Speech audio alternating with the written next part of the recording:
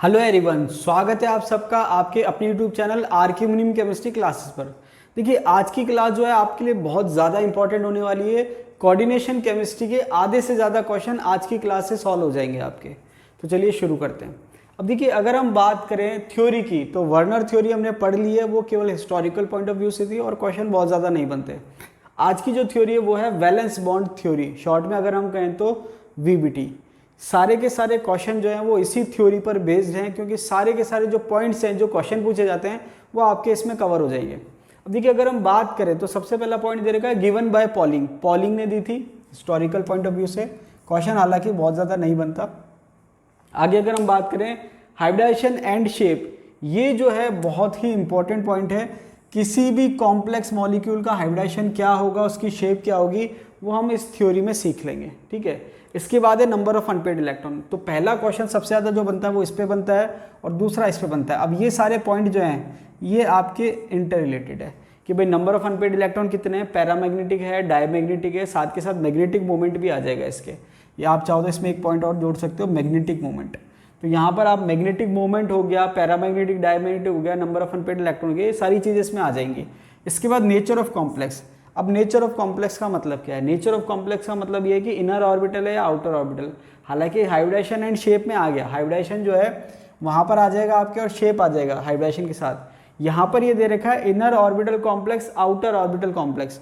तो ये दोनों में डिफरेंस क्या है? इनर ऑर्बिटल किसे कहते हैं, आउटर ऑर्बिटल किसे कहते हैं। इसके अलावा अलग अलग टर्मिनोलॉजी है। क्या टर्मिनोलॉजी है? लो स्पिन कॉम्प्लेक्स किसे कहते हैं, हाई स्पिन कॉम्प्लेक्स किसे कहते हैं, स्पिन पेयर्ड कॉम्प्लेक्स किसे कहते हैं और स्पिन फ्री कॉम्प्लेक्स किसे कहते हैं।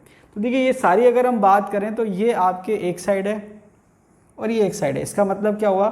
इनर ऑर्बिटल कॉम्प्लेक्स कहूँ, चाहे लो स्पिन कॉम्प्लेक्स कहूँ, चाहे स्पिन पेयर्ड कॉम्प्लेक्स कहूँ, ये सारे एक ही हैं। और ये हम किसके लिए काम में लेते हैं? D2sp3 के लिए। किसके लिए काम में लेते हैं? D2sp3। अब क्योंकि D जो है वो अंदर वाला काम आ रहा है, तो जैसे यहाँ पर जो D कौन सा काम आ रहा है, n-1D, इसलिए हमने इसको इनर ऑर्बिटल कॉम्प्लेक्स कहा है। क्यों कहा है? क्योंकि अंदर वाला D काम आ रहा है, इनर ऑर्बिटल कॉम्प्लेक्स। यहाँ पर अगर हम बात करें तो ये दे रखा है outer orbital complex. Outer orbital का मतलब अंदर वाला D काम में नहीं आ रहा, बाहर वाला काम आ रहा है। तो यहाँ पर ND काम आ रहा है, मतलब जो प्रिंसिपल क्वांटम नंबर S और P का है वही D का है। तो यहाँ पर जब n-1D काम आ रहा है तो इनर ऑर्बिटल कॉम्प्लेक्स, ND काम आ रहा है तो आउटर ऑर्बिटल कॉम्प्लेक्स। तो ये टर्म तो आई थिंक आपको समझ में आ गई होगी कि इनर ऑर्बिटल कॉम्प्लेक्स का मतलब क्या है और आउटर ऑर्बिटल कॉम्प्लेक्स का मतलब क्या है। अभी जो बाकी टर्म है लो स्पिन कॉम्प्लेक्स और हाई स्पिन कॉम्प्लेक्स, ये हमने इसको ऐसा क्यों कहा? और ये जो टर्म है स्पिन पेयर्ड कॉम्प्लेक्स और स्पिन फ्री कॉम्प्लेक्स, इसको हमने ऐसा क्यों कहा?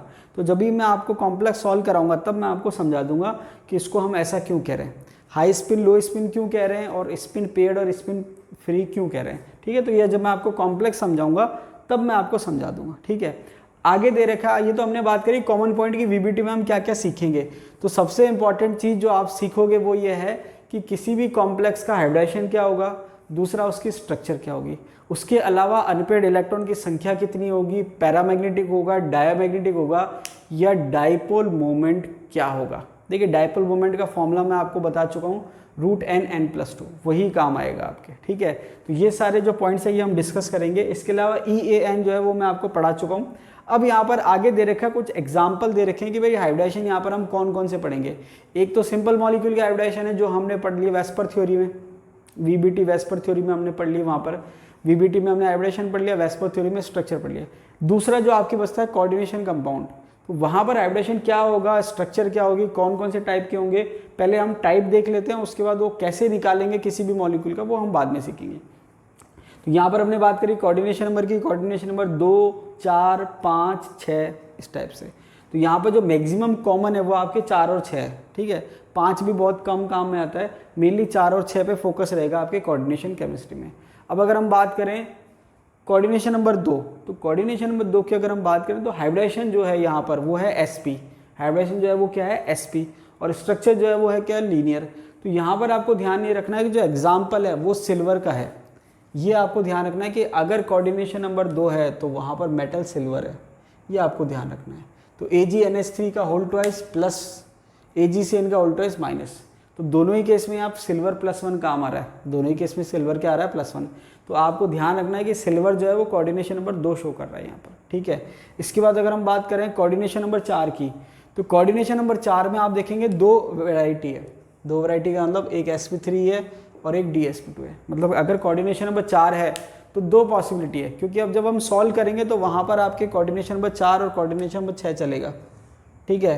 तो यहाँ पर अगर हम बात करें तो देखिए dsp3 और sp3d जो है वो नॉर्मली यहाँ पर हम नहीं पढ़ रहे, वहाँ पर पढ़ते हैं। sp3d भी हो सकता है, ऐसी बात नहीं है, लेकिन बेसिकली यहाँ हम dsp3 की बात कर रहे हैं। तो मेन जो है वो आपके कोऑर्डिनेशन नंबर 4 हो गया, जिसमें दो वैरायटी होगी sp3 और dsp2। कोऑर्डिनेशन नंबर 5 में हमने कह दिया dsp3 ऑब्लिक करके हम sp3d भी कह सकते हैं, वो एक अलग वैरायटी है। इसके बाद आप कोऑर्डिनेशन नंबर 6 जो है उसमें d2sp3 और sp3d2, ये आपको ध्यान रखना है। ये दो और ये दो, हमारा जो फोकस रहेगा इन पर रहेगा, ठीक है। इन चार जो हाइब्रिडाइजेशन है इन पर हमारा फोकस रहेगा। कोऑर्डिनेशन केमिस्ट्री में हमें यही डिटेल में पढ़ने हैं, ठीक है। कोऑर्डिनेशन नंबर 4 वाले और कोऑर्डिनेशन नंबर 6 वाले।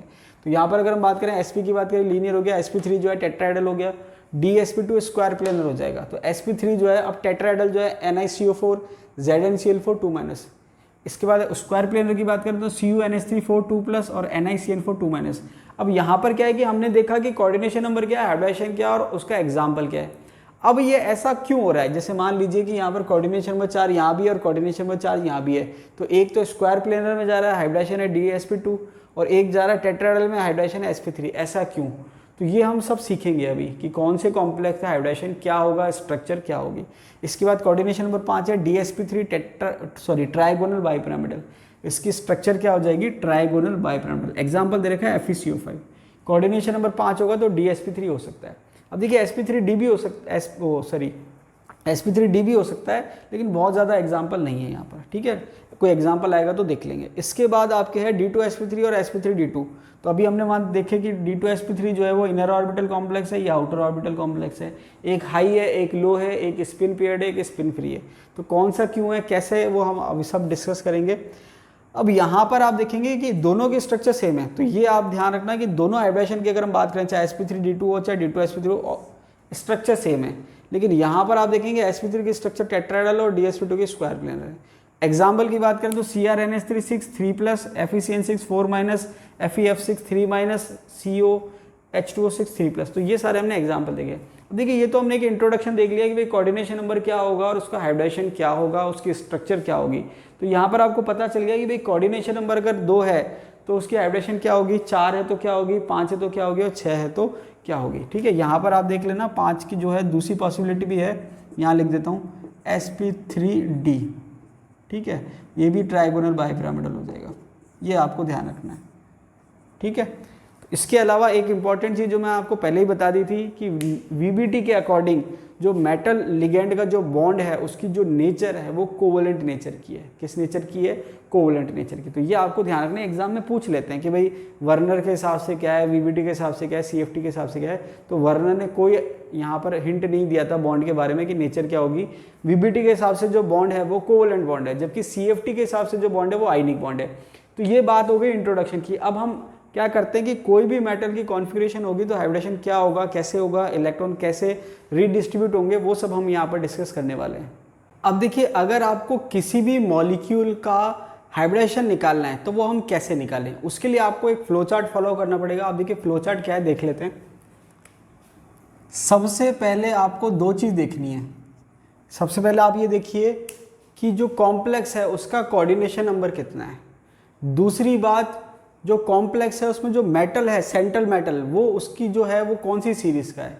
तो अगर हम बात करें मेटल की तो हमने इसको डिवाइड किया, एक 3D, एक 4D और एक 5D।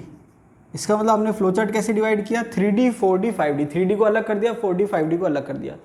अगर कॉम्प्लेक्स में जो मेटल है, सेंट्रल एटम जो है वो 4D या 5D सीरीज़ का है तो यहाँ पर हम क्या करेंगे, पेयरिंग करवा देंगे। क्या करेंगे, पेयरिंग करवा देंगे, या हम कह सकते हैं रीडिस्ट्रीब्यूशन ऑफ इलेक्ट्रॉन करवाएंगे। अगर पॉसिबिलिटी है तो पेयरिंग करवा देंगे, कब, इफ पॉसिबल। अब ये पॉसिबल का मतलब क्या है ये मैं आपको अभी समझा दूंगा। तो कहने का मतलब क्या है कि अगर आपके कोई कॉम्प्लेक्स दे रखा है उसका आपको हाइब्रिडेशन निकालना है तो सबसे पहले आप क्या करो, चेक करो कि मेटल कौन सा है, 3D का है, 4D का है, 5D का है। 3D है तो हम आगे चेक करेंगे, 4D 5D तो आप पेयरिंग करा देंगे। उसके बाद 3D अगर आपने देख लिया, उसके बाद आप चेक करो ऑक्सीडेशन नंबर। ऑक्सीडेशन नंबर जो है 0 +1 +2 +3 है तो कोई दिक्कत नहीं है। लेकिन अगर +4 है तो हम क्या करेंगे, पेयरिंग करवा देंगे। पेयरिंग करवा देंगे। और अब पेयरिंग करवाने का मतलब साथ के साथ कंडीशन चलेगी इफ पॉसिबल। पॉसिबल का मतलब अगर संभव है तो, संभावना है तो। अब ये ऐसा इसका मतलब क्या है मैं आपको सब समझाऊंगा। तो ये हो गया आपके, सबसे पहले हमने मेटल चेक कर लिया, 3D है, 4D है, 5D है। उसके बाद हमने चेक कर लिया ऑक्सीडेशन नंबर और यहाँ पर +4 आ गया। इसके बाद अगर आपके +4 है तो पेयरिंग करवा दी। इसके बाद यहाँ पर आप देखेंगे कि वीक लिगेंड है या स्ट्रॉन्ग लिगेंड है।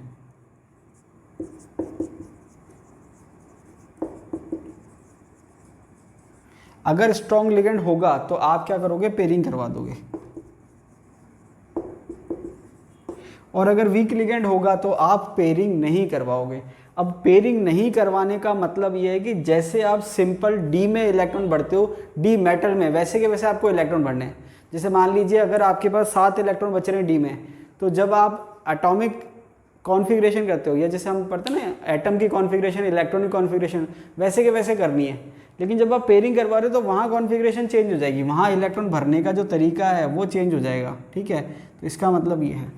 तो ये आपके समझ आ गया। अब वीक लिगेंड किसको कहते हैं, स्ट्रॉन्ग लिगेंड किसको कहते हैं। देखिए जब हम CFT पढ़ेंगे वहाँ मैं आपको पूरी स्पेक्ट्रोकेमिकल सीरीज बता दूंगा। यहाँ पर आपको ध्यान ये रखना है, वीक लिगेंड में एक आपके आ जाएगा हेलोजन और आ जाएगा वाटर। बहुत सारे मैं नहीं ले रहा, जो सबसे कॉमन है उनकी बात हो रही है। स्ट्रॉन्ग लिगेंड की अगर हम बात करें तो ये आपके आ जाएगा कार्बोनिल आ जाएगा, साइनाइड आ जाएगा, अमोनिया आ जाएगा। ठीक है, जो सबसे कॉमन है उनकी बात हो रही है। बाकी और आपके आएंगे तो आप स्पेक्ट्रोकेमिकल सीरीज में देख सकते हो। तो ये मैंने सिंपल सा कहा कि अगर हेलोजन है या वाटर है तो वो आपके वीक में आ जाएगा। स्ट्रॉन्ग लिगेंड है तो वो आपके कार्बोनिल हो सकता है, साइनाइड हो सकता है, अमोनिया हो सकता है, ETC। तो ये मैंने आपको बताया कि कब आपको पेयरिंग करवानी है, कब पेयरिंग नहीं करवानी है। मतलब हाइब्रिडाइजेशन का जो कंसेप्ट है वो कैसे आएगा कि आप क्या करो, सबसे पहले अब देखिए अभी आपको हो सकता है समझ में ना आ रहा हो, जब मैं आपको एग्जांपल सॉल्व करूंगा उसमें आपको क्लियर हो जाएगा। तो आपने क्या चेक करा, सबसे पहले चेक करा कि जो सेंट्रल एटम है वो 3D का है, 4D का है या 5D का है। 3D का है तो आगे चेक करेंगे 4D 5D का, तो पेयरिंग करा दो। पेयरिंग कब कराओगे, इफ पॉसिबल। ठीक है, पॉसिबल का मतलब भाई संभावना है या नहीं है, हमें फायदा हो रहा है नहीं हो रहा पेयरिंग करवाने का वो। इसके बाद ऑक्सीडेशन चेक करो, +3 तक है तो अच्छी बात है, +4 है तो पेयरिंग करा दो। उसके बाद चेक करो लिगेंड क्या है, स्ट्रॉन्ग है, वीक है।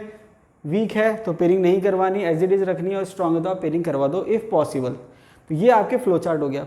अब इस फ्लो चार्ट के बेस पे अगर हम इलेक्ट्रॉनिक कॉन्फ़िगरेशन देखें तो देखिए यहाँ पर आपको क्या करना है कि अगर ये वाली पॉसिबिलिटी आ गई लास्ट में, यहाँ तक, ये पूरा स्टार्टिंग से लेके यहाँ तक आ गया, तो इलेक्ट्रॉनिक कॉन्फ़िगरेशन जो है ये रहेगी as it is, as it is. ठीक है, और यहाँ पर हम पेयरिंग करवा रहे हैं। पेयरिंग कराने का मतलब हम क्या कर रहे हैं, रीडिस्ट्रीब्यूशन कर रहे हैं। क्या कर रहे हैं, रीडिस्ट्रीब्यूशन। समझ में आई बात। अब यहाँ पर जो इफ पॉसिबल का मतलब है मैं आपको वो समझा देता हूँ। अब ये जो पॉसिबल है, इफ पॉसिबल लिखा हुआ है, इफ पॉसिबल की अगर हम बात करें तो ये जो है ये सारा का सारा किस पे डिपेंड कर रहा है, कोऑर्डिनेशन नंबर पर। किस पे डिपेंड कर रहा है, कोऑर्डिनेशन नंबर पर। कैसे डिपेंड कर रहा है, अब देखिए कोऑर्डिनेशन नंबर अगर हम बात करें 4 हो सकता है, 5 हो सकता है, 6 हो सकता है। समझ में आई बात। अब 4 है तो 2 तरह के हाइब्रिडेशन है, sp3। 4 है तो 2 तरह के हाइब्रिडेशन है, या तो sp3 या dsp2। 5 है तो 2 तरह के हाइब्रिडेशन है, या तो sp3d या dsp3। और 6 है तो 2 तरह के हाइब्रिडेशन है, या तो sp3d2 या d2sp3। तो हमको करना क्या है, अगर मैं कह रहा हूँ पेयरिंग करा दो इफ पॉसिबल, तो पेयरिंग कराने से मतलब ये है कि जब आप पेयरिंग करवाओ तो आपको पेयरिंग करवाने के बाद d ऑर्बिटल मिलने चाहिए खाली। क्या मिलनी चाहिए, एम्प्टी d ऑर्बिटल। और फायदा है या नहीं है, या पॉसिबिलिटी है या नहीं है, इसका मतलब क्या है कि अगर कोऑर्डिनेशन नंबर 4 है तो मुझे पेयरिंग करवाने के बाद कितने d चाहिए, 1 d चाहिए। समझ में आ रही बात। अगर कोऑर्डिनेशन नंबर 5 है तो मुझे पेयरिंग करवाने के बाद कितने d चाहिए, 1 d चाहिए। अगर कोऑर्डिनेशन नंबर 6 है तो पेयरिंग करवाने के बाद मुझे कितने d चाहिए, 2d चाहिए। तो अगर मैं लिख रहा हूँ इफ़ पॉसिबल, तो मान लीजिए कि अगर इलेक्ट्रॉन की आप पेयरिंग करवा रहे हो और कोऑर्डिनेशन नंबर 6 है, लेकिन पेयरिंग करवाने के बाद आपको 2d नहीं मिल रहे, एक ही d मिल रहा है, तो फिर पेयरिंग नहीं करवानी है। समझ में आई बात? अब जैसे मान लीजिए कि इलेक्ट्रॉन की जो संख्या है टोटल वो 8 है, तो अब d में जब आप 8 इलेक्ट्रॉन की पेयरिंग करवाओगे तो वहाँ तो आपको 2d मिल नहीं सकते, तो वहाँ पर आपको पेयरिंग नहीं करवानी है। अब देखिए, अभी हमने बात करी कि पेयरिंग करवानी है और पेयरिंग नहीं करवानी है। कब करवानी है वो हमने कंडीशन देख ली, और कब नहीं करवानी वो हमने कंडीशन देख ली। तो जब हम बात करें पेयरिंग नहीं करवानी है, तो उस केस में तो इलेक्ट्रॉनिक कॉन्फ़िगरेशन वही रहेगा जो एज यूजुअल होता है। लेकिन जब पेयरिंग करवानी है उस केस में क्या होगा? उस केस में होता है रीडिस्ट्रीब्यूशन ऑफ इलेक्ट्रॉन। तो वो कब होगा, किस केस में होगा और कैसे होगा वो हम देख लेते हैं। अब देखिए, अगर हम बात करें स्टार्टिंग में एक इलेक्ट्रॉन है, तो वहाँ पर रीडिस्ट्रीब्यूशन का कोई कंसेप्ट नहीं आएगा। क्यों? क्योंकि एक इलेक्ट्रॉन जो यहाँ इसके नीचे लिख रहा हूँ, ये एक, हाँ मतलब इलेक्ट्रॉन हम इसके अंदर ही भर रहे हैं, लेकिन वो नीचे लिख रहा हूँ क्योंकि सबके लिए पॉसिबल नहीं है एक ही डायग्राम में शो करना। तो एक इलेक्ट्रॉन ऐसे आएगा, मतलब यहाँ रीडिस्ट्रीब्यूशन का कोई कंसेप्ट आ ही नहीं रहा है। 2 इलेक्ट्रॉन अगर मैं कह रहा हूँ तो 2 इलेक्ट्रॉन भी कैसे आएंगे, एक और एक, तो यहाँ पर भी रीडिस्ट्रीब्यूशन का कोई कंसेप्ट नहीं है क्योंकि पेयरिंग नहीं हो रही है। 3 इलेक्ट्रॉन अगर मैं कहूँ तो 3 इलेक्ट्रॉन में भी कोई कंसेप्ट नहीं है, तो यहाँ पर कोई रीडिस्ट्रीब्यूशन नहीं हो रहा, मतलब जैसे आप भरते हो वैसे के वैसे ही रहेंगे। तो 3 इलेक्ट्रॉन तक तो पेयरिंग का कोई कंसेप्ट है ही नहीं। उसके बाद 4 इलेक्ट्रॉन जब आते हैं तब आपके शुरू होता है पेयरिंग का कंसेप्ट। तो यहाँ पर ये मैं हटा देता हूँ। तो 3 तक तो पेयरिंग का कोई कंसेप्ट है ही नहीं। पेयरिंग का कंसेप्ट आएगा 4 इलेक्ट्रॉन से। तो देखिए 4 इलेक्ट्रॉन मैंने कहा ये रहे, तो 4 इलेक्ट्रॉन में पेयरिंग होगी, कैसे होगी? 1 2 3 और ये 4। अब यहाँ पर आपको ध्यान रखना है कि 4 इलेक्ट्रॉन में मैंने पेयरिंग कराई, तो ये पेयरिंग 3 में हो गई और ये 2 आपके खाली पड़े हैं। इसका मतलब 2 खाली पड़े हैं, इसका मतलब ये किसके लिए है? कोऑर्डिनेशन नंबर 6 के लिए। अभी मैं आपको और बता दूंगा। मैंने कहा 5 इलेक्ट्रॉन की मैंने बात करी, तो 5 इलेक्ट्रॉन कैसे भरेंगे? 1 2 3 4 और 5। तो ये रीडिस्ट्रीब्यूशन हो रहा है, कैसे? क्योंकि अगर सिंपल में 4 भरता तो सिंपल 4 कैसे भरता है? 1 2 3 और ये 4, और सिंपल 5 भरता तो कैसे भरता? 1 2 3 4 और ये 5। तो सिंपल में और इसमें डिफरेंस आ रहा है। तो सिंपल में तो आप 4 इलेक्ट्रॉन अनपेड भरते, जबकि यहाँ आपने पेयरिंग करा दी, और यहाँ पर सिंपल में आप 5 इलेक्ट्रॉन अनपेड करते हैं, लेकिन यहाँ आपने पेयरिंग करा दी। तो ये तो सिंपल है जब पेयरिंग नहीं करवानी, और ये कब है? जब पेयरिंग करवानी है, इफ़ पॉसिबल।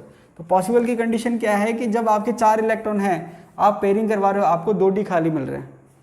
5 इलेक्ट्रॉन है, आप पेयरिंग करवा रहे हो, आपको 2d खाली मिल रहे हैं। 6 इलेक्ट्रॉन की अगर हम बात करें, 6 इलेक्ट्रॉन है, आप पेयरिंग करवा रहे हो।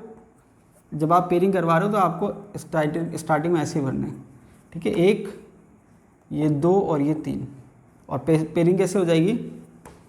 देखिए क्या हो जाएगा, 1 2 और ये 3, और ये आपके हो जाएगा 1 2 3। टोटल कितने हो गए? 6 इलेक्ट्रॉन। तो आपने पेयरिंग करवा दिया, आपको कितने डी खाली मिल गए? 2।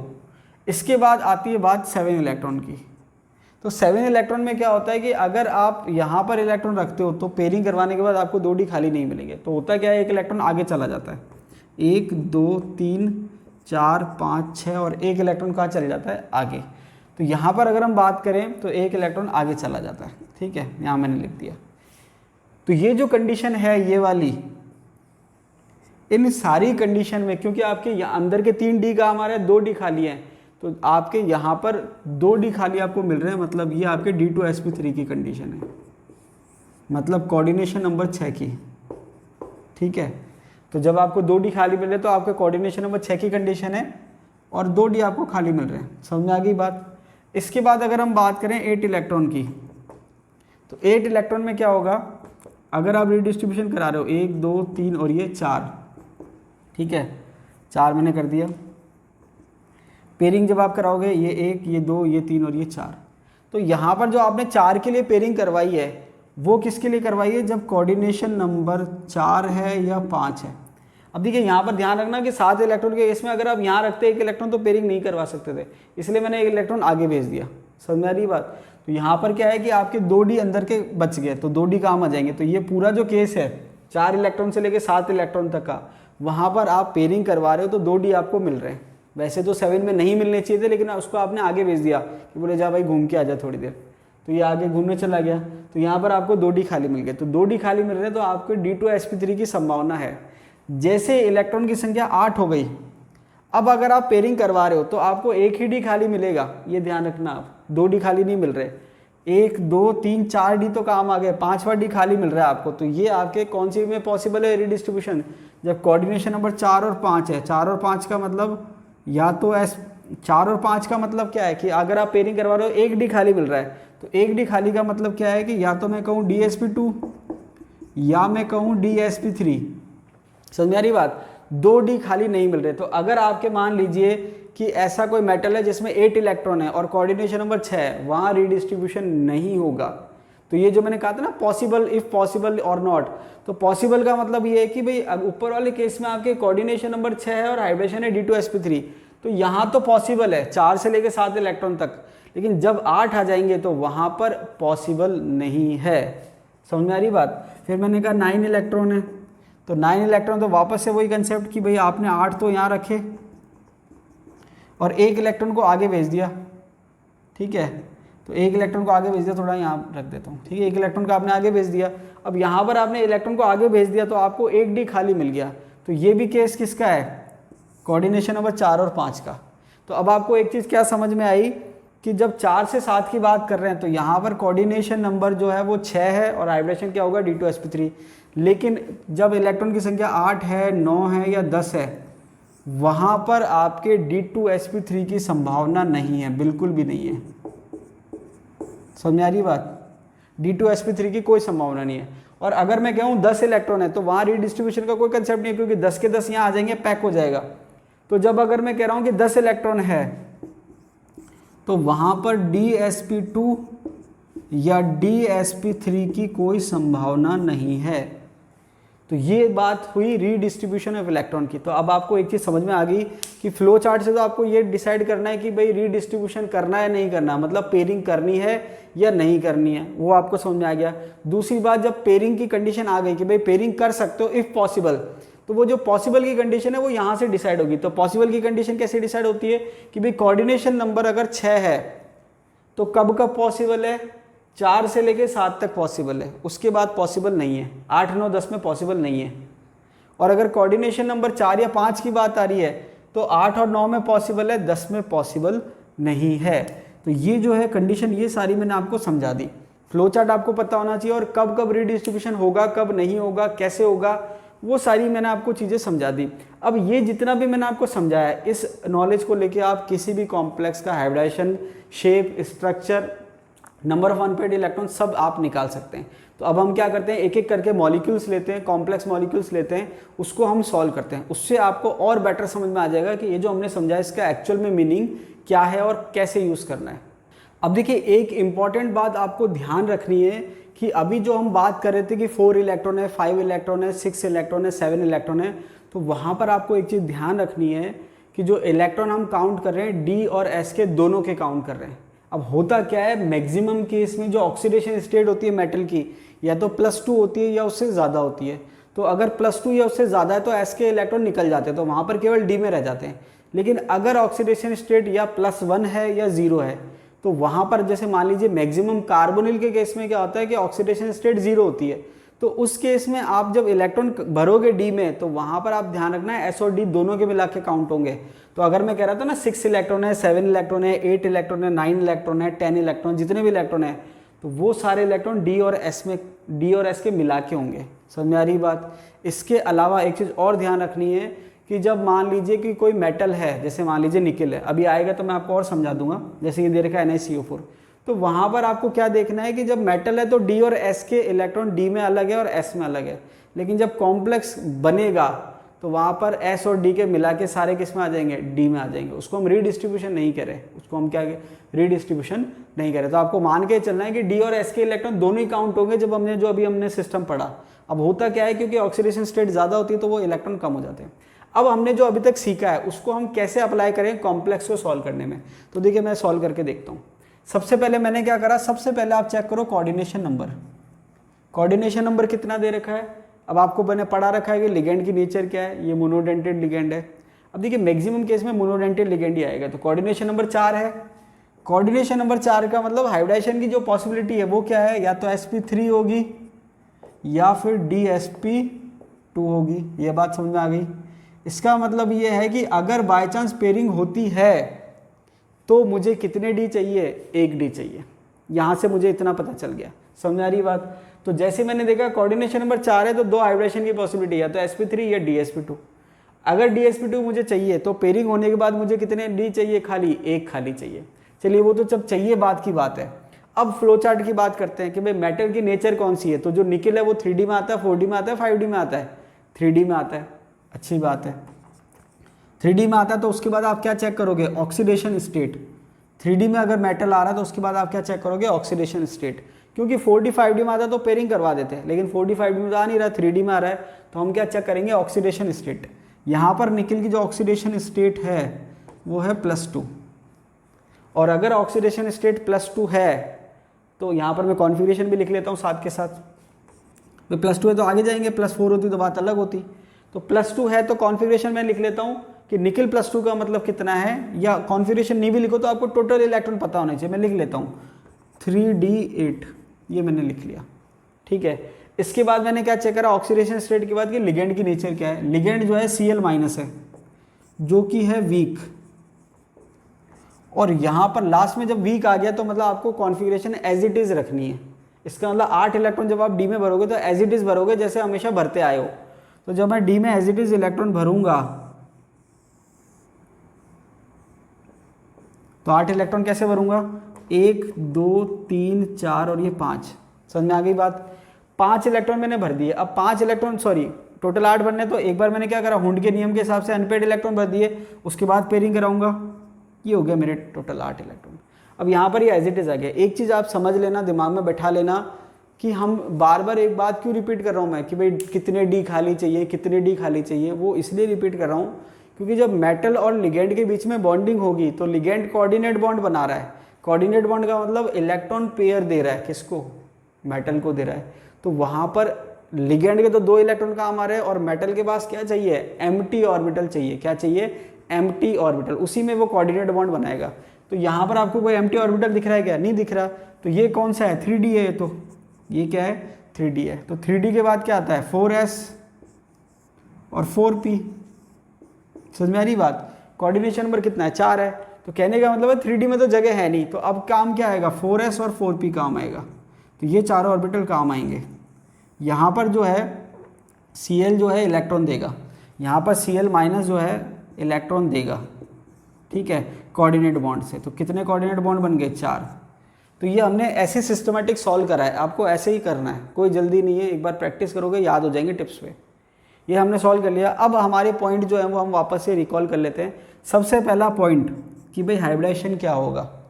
तो हाइब्रिडेशन हमारा निकल गया कि भाई डी में तो जगह है नहीं तो dsp2 तो हो नहीं सकता, क्या होगा, sp3। भाई पेयरिंग हो जाती तो dsp2 होता है। यहाँ पर हाइब्रिडेशन क्या हो जाएगा, sp3। जैसे स्ट्रक्चर हाइब्रिडेशन पता चले sp3, स्ट्रक्चर क्या हो जाएगा, टेट्राहेड्रल। क्या हो जाएगा, टेट्राहेड्रल। इसके बाद आपने देखा कि भाई अनपेड इलेक्ट्रॉन है या नहीं, 2 अनपेड इलेक्ट्रॉन दिख रहे हैं। तो अनपेड इलेक्ट्रॉन दिखते ही आपने क्या कहा, पैरामैग्नेटिक है। ठीक है, अनपेड इलेक्ट्रॉन की संख्या कितनी है, 2, ये आपने कह दिया। उसके बाद अनपेड इलेक्ट्रॉन की संख्या 2 है तो मैग्नेटिक मोमेंट जो है वो क्या होगा, √n(n+2). तो √n की वैल्यू क्या है, 2, n+2 मतलब 2+2। तो ये कितना हो गया, √8। कितना हो गया, √8। समझ में आ रही बात। तो ये आपको सारे पॉइंट ध्यान रखने। तो मेनली क्या है, हाइब्रिडेशन क्या है, उसकी स्ट्रक्चर क्या है, मैग्नेटिक बिहेवियर क्या है, अनपेड इलेक्ट्रॉन की संख्या क्या है और मैग्नेटिक मोमेंट क्या है, ये सारे आपको ध्यान रखने हैं। समझ में आ रही बात। ये मैं आपको और बता दूंगा कि भाई रूट की वैल्यू क्या आती है, ये सारे मैं एक साथ आपको बता दूंगा। तो आपने क्या करा, hybridisation, structure, magnetic behaviour, unpaired electron और मैग्नेटिक मोमेंट ये निकाल लिया। तो ये आपको ऐसे सॉल्व करना है। समझ में आ रही बात। तो ये आप जब प्रैक्टिस करेंगे तो आपको सारे आसानी से आ जाएंगे। अब होता क्या है कि जो हमने पढ़ रखा है या जैसे हमने याद कर रखा है तो उससे कुछ तो आपको आसानी से सॉल्व हो जाएंगे, लेकिन कई बार आपसे क्या हो जाएगी, गलती हो जाएगी। समझ में आ रही बात। तो वो गलती हो जाएगी, इसलिए आपको ध्यान रखना है कि वो गलती ना हो, इसलिए हमको सिस्टमेटिक चलना है। अब देखिए नेक्स्ट की अगर हम बात करें तो नेक्स्ट में हम वापस से सीक्वेंस वही रखते हैं। सबसे पहले मैंने क्या चेक किया, कोऑर्डिनेशन नंबर। कोऑर्डिनेशन नंबर कितना है, 4, क्योंकि 4 लिगेंड दे रखे हैं। वापस से मैंने चेक किया हाइब्रिडेशन क्या हो सकता है, या तो sp3 हो सकता है या dsp2 हो सकता है, या क्या हो सकता है, dsp2। तो मैंने dsp2 कर दिया। इसके बाद मैंने चेक करा भाई मेटल कौन सा है, तो निकल ही दे रखा है तो 3D का हो जाएगा। ऑक्सीडेशन स्टेट चेक करी तो देखिए साइनाइड जो है वो क्या होता है -4 होता है, तो ओवरऑल -2 है, +2 आ जाएगा। आप सॉल्व करके देख लेना। निकिल 2+, अब 2+ है तो टोटल इलेक्ट्रॉन जो है सिस्टम में वो कितने हैं 8, मैंने लिख दिए 3d8। ठीक है, इसके बाद अब इसके बाद अगर बात करें निकिल +2 में 3d8 इलेक्ट्रॉन हो गए। उसके बाद हमने देखा कि भाई लिगेंड की जो नेचर है, हमने क्या देखा सीरीज मेटल कौन सा है 3d 4d 5d 3d देख लिया। उसके बाद ऑक्सीडेशन स्टेट चेक करिए, ऑक्सीडेशन स्टेट कितनी है +2 है।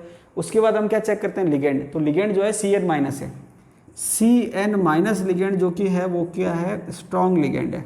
क्या है स्ट्रॉन्ग लिगेंड। स्ट्रॉन्ग लिगेंड का मतलब पेयरिंग करवानी है। अब पेयरिंग करवाने का फ़ायदा हो तो करवाएंगे, नहीं तो नहीं करवाएंगे।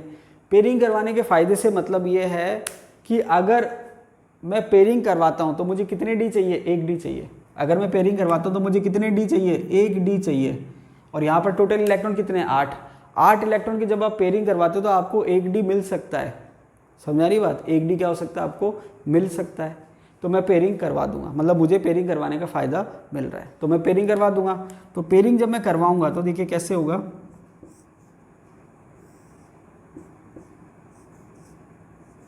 ठीक है 1 2 3 4 5 6 7 और ये 8 इस टाइप से हो जाएगा। तो ये जो 3 अंदर वाला डी था 3d, उसमें आपके 1 डी बच गया, फिर ये s और ये p, तो ये आपके ऐसे काम आएगा। ठीक है, तो ये हाइब्रिडाइजेशन क्या हो गया dsp2, हाइब्रिडाइजेशन क्या हो गया dsp2। तो यहाँ पर जो है साइनाइड क्या करेगा कोऑर्डिनेट बॉन्ड से इलेक्ट्रॉन देगा और बॉन्ड बना लेगा। तो यहाँ पर आपके हाइब्रिडाइजेशन क्या हो गया dsp2, हाइब्रिडाइजेशन क्या आ गया dsp2। उसके बाद स्ट्रक्चर की बात करें तो स्क्वायर प्लेनर हो जाएगा। क्या हो जाएगा स्क्वायर प्लेनर। स्क्वायर प्लेनर के बाद अगर हम बात करें मैग्नेटिक बिहेवियर की तो ये डायामैग्नेटिक हो जाएगा। क्या हो जाएगा डायामैग्नेटिक। क्यों, क्योंकि कोई भी अनपेड इलेक्ट्रॉन नहीं है। डायामैग्नेटिक हो गया तो अनपेड इलेक्ट्रॉन की संख्या क्या हो गई 0, मैग्नेटिक मूवमेंट जो है वो क्या आ जाएगा 0। तो इस टाइप से आपको सॉल्व करना है। अब इसके बाद नेक्स्ट दे रखा है NiCO4। तो जब हम NiCO4 को सॉल्व करेंगे तो वापस से वही बात आ गई, सबसे पहले कोऑर्डिनेशन नंबर चेक करो। कोऑर्डिनेशन नंबर कितना दे रखा है 4। उसके बाद आपको क्या चेक करना है पॉसिबिलिटी। पॉसिबिलिटी क्या है इसके आगे लिख देता हूँ, या तो हाइब्रिडाइजेशन sp3 होगा या dsp2 होगा। ठीक है, या तो sp3 होगा या dsp2 होगा। उसके बाद आप चेक करो कि मेटल की नेचर क्या है, तो मेटल जो है वो 3d का है। उसके बाद चेक करो ऑक्सीडेशन स्टेट क्या है, तो ऑक्सीडेशन स्टेट जो है निकल की कितनी है यहाँ पर 0 है। अब आपको ध्यान ये रखना है कि जब हम सिंपल मेटल की बात करते हैं तो वहाँ पर आप क्या लिखते हो 3d8 4s2, लेकिन क्योंकि हम यहाँ पर कॉम्प्लेक्स की बात कर रहे हैं तो अब जो सिस्टम में इलेक्ट्रॉन है वो कितने हैं, टोटल सिस्टम में इलेक्ट्रॉन कितने हो गए 10। समझ आ रही बात, वापस से रिपीट कर रहा हूँ कि जब आप मेटल की कॉन्फ़िगरेशन लिखते हो तो आप लिखते हो 3d8 4s2, लेकिन जब हम कॉम्प्लेक्स में इलेक्ट्रॉन भरेंगे तो वहाँ पर s के इलेक्ट्रॉन s में नहीं रहेंगे, वो d में चले जाएंगे। ये आपको ध्यान रखना है। ठीक है, तो ये तो थी मेटल की कॉन्फ़िगरेशन, लेकिन जब हम कॉम्प्लेक्स की बात करेंगे तो ये कॉन्फ़िगरेशन नहीं चलेगी। हमको कॉन्फ़िगरेशन क्या लेनी है 3d10, ये कॉन्फ़िगरेशन आएगी कॉम्प्लेक्स के टाइम पे। मेटल के टाइम पे सिंपल वो आती है, लेकिन कॉम्प्लेक्स के टाइम पे जो मैंने आपको नोट डाल के लिखवाया है कि इलेक्ट्रॉन आपको डी और एस दोनों के काउंट करने हैं, खास करके कब, जब ऑक्सीडेशन स्टेट या तो +1 हो या +2 हो। क्यों, क्योंकि उसी केस में एस में इलेक्ट्रॉन बचते हैं, वरना इलेक्ट्रॉन बचते ही नहीं है। तो ये आपकी कॉन्फ़िगरेशन कॉम्प्लेक्स में काम आएगी। इसके बाद हमने बात करी कि भाई हमने बात कर लिया कि भाई ऑक्सीडेशन स्टेट क्या है, मेटल कौन सा है। उसके बाद हम बात करते हैं लिगेंड की। तो जो लिगेंड है वो कौन सा है कार्बोनिल, जो कि क्या है स्ट्रॉन्ग लिगेंड है, जो कि क्या है स्ट्रॉन्ग लिगेंड है। और अगर लिगेंड स्ट्रॉन्ग है तो आप पेयरिंग करवा सकते हो इफ़ पॉसिबल। अब यहाँ पर आपको देखना क्या है कि अगर आप पेयरिंग करवाते हो आपको कितने डी चाहिए, 1 डी चाहिए, क्योंकि dsp2 के लिए आपको कितने डी चाहिए, 1 डी चाहिए। और टोटल इलेक्ट्रॉन जो है सिस्टम में कितने हैं 10 इलेक्ट्रॉन है। अब 10 इलेक्ट्रॉन का मतलब वो पैक है पूरा, कोई गुंजाइश ही नहीं है। तो 10 इलेक्ट्रॉन पूरा पैक है तो 1 डी आपको खाली मिलना ही नहीं है। और पहली बात तो पेयरिंग क्या करवाओगे, 10 में तो पहले से पेयरिंग है, तो यहाँ पर आपको 1 डी खाली नहीं मिलना। इसका मतलब डी आपके पास खाली नहीं है, तो ये तो हो नहीं सकता, बचेगा क्या sp3, तो आंसर होगा sp3। तो यहाँ पर जब आप 10 इलेक्ट्रॉन भरोगे, मैं यहाँ कर देता हूँ कि ये जो अंदर वाला डी है, तो ये इलेक्ट्रॉन जो है 10 के 10 भरे हुए हैं, तो 10 के 10 भरे हुए हैं तो वहाँ पर जगह नहीं है। ठीक है, यहाँ पर आपके जगह नहीं है डी में। ठीक है, तो जब जगह नहीं है तो डी काम में आ नहीं सकता, तो ये तो हो गया 3D। तो अब जो कार्बोनिल इलेक्ट्रॉन देगा कोऑर्डिनेट बॉन्ड से वो इसमें तो नहीं दे सकता, अब किस में देगा, एस और पी में। तो ये हो गया एस और ये हो गया पी, तो ये हो गया आपके 4s और ये हो गया 4p, तो ये आपके ऐसे हाइब्रिडेशन क्या होगा sp3, एक कोऑर्डिनेट बॉन्ड, दूसरा, तीसरा और ये चौथा। तो यहाँ पर आंसर क्या आएगा, हाइब्रिडेशन क्या है sp3, हाइब्रिडेशन क्या है sp3 हो जाएगा। तो स्ट्रक्चर क्या हो जाएगी, टेट्राहेड्रल। उसके बाद मैग्नेटिक बिहेवियर की बात करें तो मैग्नेटिक बिहेवियर क्या हो जाएगा, डायामैग्नेटिक। इसके बाद अनपेड इलेक्ट्रॉन की बात करें तो अनपेड इलेक्ट्रॉन की संख्या कितनी हो गई, 0। मैग्नेटिक मोमेंट क्या हो जाएगा, 0। समझ में आ रही बात। तो ये आपके हमने बात करी 3 कॉम्प्लेक्स की, 3 कॉम्प्लेक्स में कोऑर्डिनेशन नंबर 4 है। अब आप इन तीनों को डिस्कस करोगे या तीनों को कंपेयर करोगे तो आप देखोगे कि 2 में तो मैग्नेटिक बिहेवियर सेम आ रहा है, 2 में हाइब्रिडेशन सेम आ रहा है, 2 में स्ट्रक्चर सेम आ रहा है, इस टाइप से। पूरा सेम तीनों में नहीं है, तीनों केस डिफरेंट है।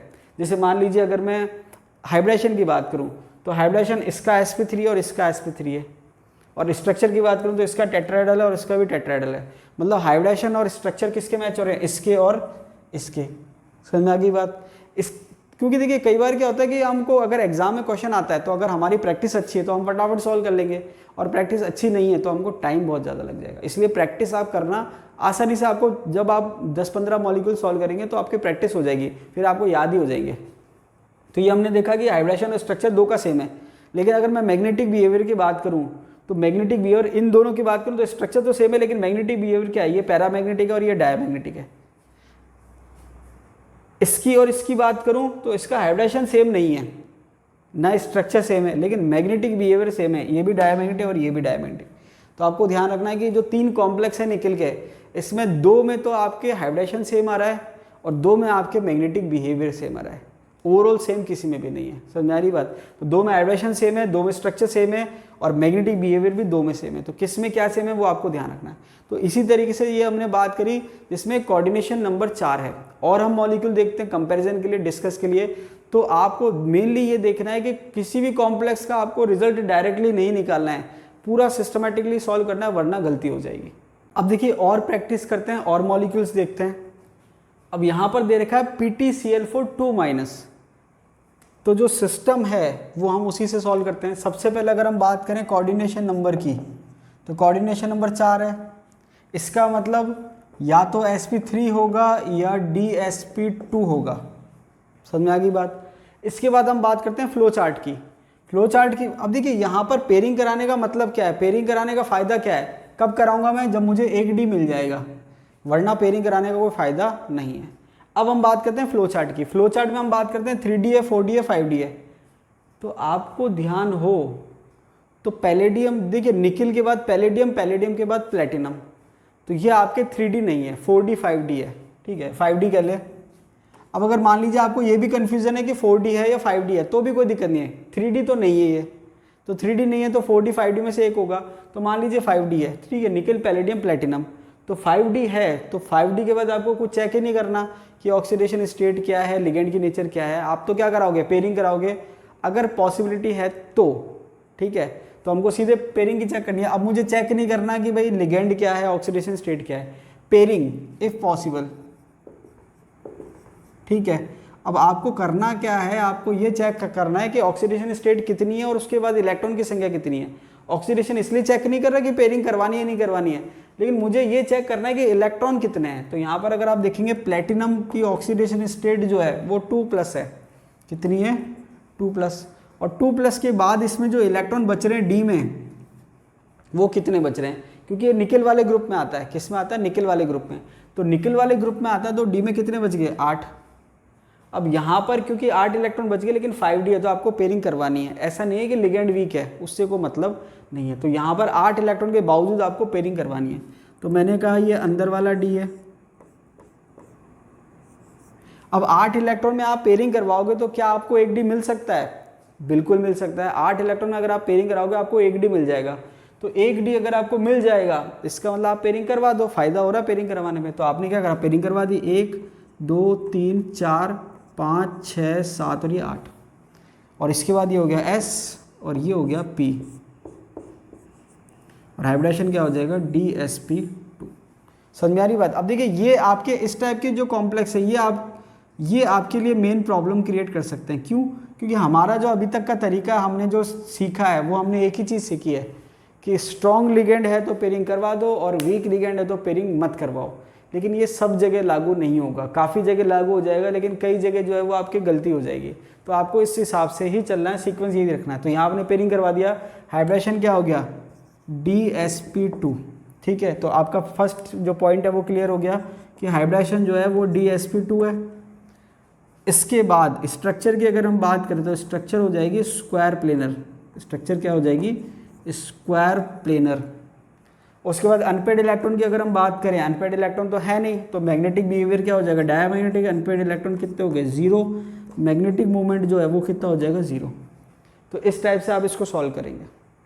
नेक्स्ट अगर हम बात करें CuNH3 2+ की या फिर CuCN4 2- की, तो इस केस में क्या होगा, इस केस में क्या होगा हम देख लेते हैं। कोऑर्डिनेशन नंबर जो है वो कितना है 4।